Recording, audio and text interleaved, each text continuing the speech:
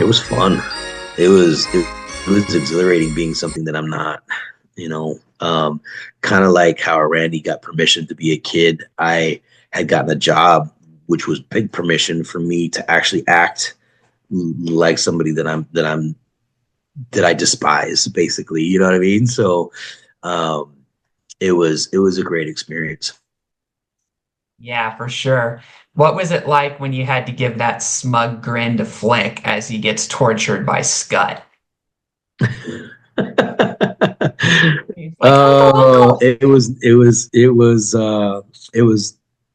natural. It was the way that Zach Ward was. So when we met each other, Zach Ward, who was Scuff Farkas on set in wardrobe, we kind of instantly clicked. Like we became really good friends. And this is what Bob Clark actually wanted. He had this whole thing about keeping the bullies away from the other kids, who was, Flick and Ralphie and Randy and Schwartz.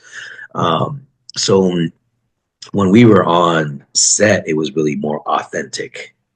So that one scene, it was Bob Clark's intention to give Scott Farkus the green light to cause pain to Flick. Like literally, he was like, just ram his shoulder, like just beat him up and make it real. It's of course Zach Ward was like, I'm not gonna hurt this kid. I might get sued, you know what I mean? But it wasn't like that. We were acting.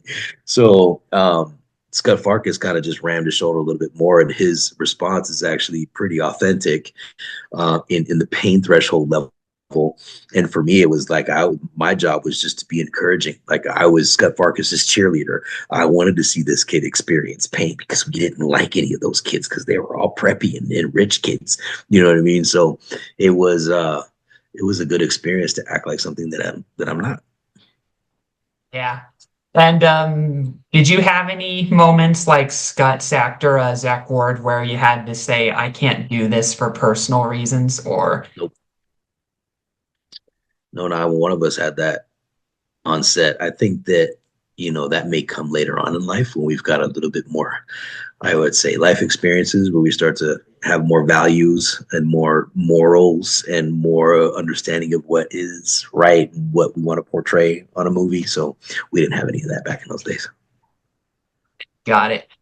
And the beginning scene where you and Scott were introduced, how did you guys pull that off? That whole scene where you bullied and scared them, and Randy was the only one that somewhat escaped because he just lied motionless. It was actually a couple of different scenes. So like when Scott Farkus was walking around the fence, and then when he came out, scared them from behind them, and they started running away. And then I popped out of the little trash can. I scared them back doors, and Scott came up from behind him and grabbed Flick's arm, and I kind of walk up, and then he let him go, and then so it was a really interesting way that Bob Clark portrayed those scenes, but they were separate scenes and he just edited them all together. You know how editing goes. Editing is where the brilliance of the movie comes out, right? Or the podcast or anything else that you're editing. So, um, yeah, Yeah, especially the time lapses of them looking like they're fleeing literally on their pace at a rapid one, but years later you realize it's just a time lapse.